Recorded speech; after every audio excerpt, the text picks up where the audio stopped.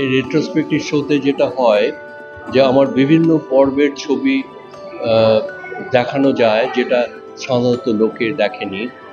কারণ আমার প্রদর্শনী এখানে খুব বেশি হয়নি, প্রায় 24 বছর বাদে এটা একটা বড় শো হচ্ছে। তো এই পর্বে এই কাজগুলো দেখা দর্শকদের একটা অভিজ্ঞতা হবেই, যেটা আমাকে খুব ইন্সপায়ার করছে।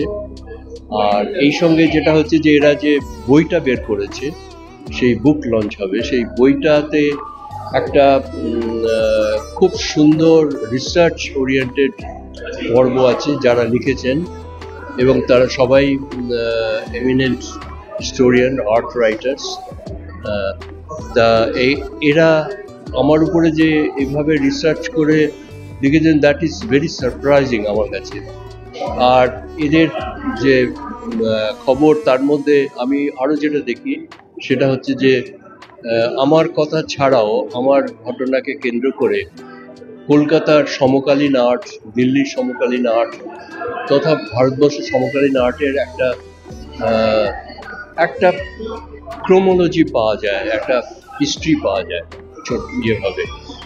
যেহেতু আমি এর সঙ্গে যুক্ত, সুতরাং এই সূত্রে বইটা আমার মনে হয় খুব সিগনিফিকেন্ট।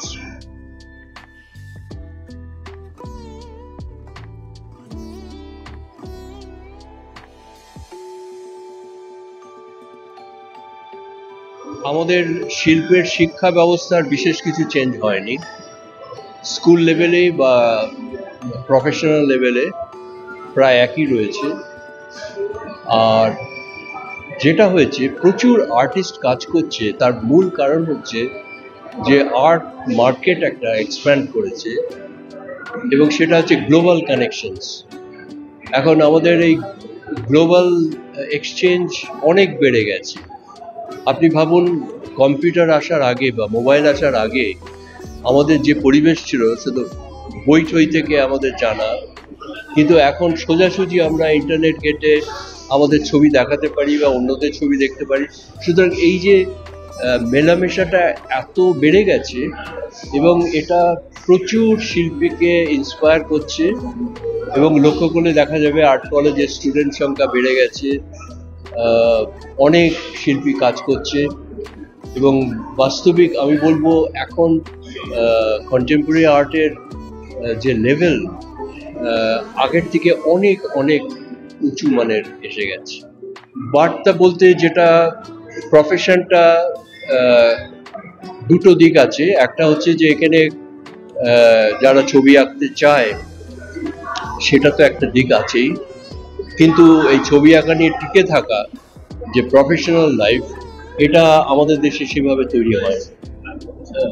ওই আর্ট কলেজের শিক্ষা বা স্কুলের শিক্ষা এইসব ছাড়া, এইসব জায়গায় ছাড়া তেমন কোনো সরকারি বা বেসরকারি কিছুই তেমন পলিসি নেই, আর্ট পলিসি বলে কিছু নেই।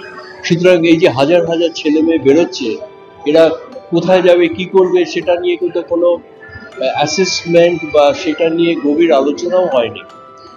তবুও আমি দেখি যে উৎসাহ, প্রাণের জোয়ারে এরা আসছে, কাজ করছে, এটা আনন্দের, কিন্তু এর সঙ্গে আমার একটা দুশ্চিন্তাও আছে।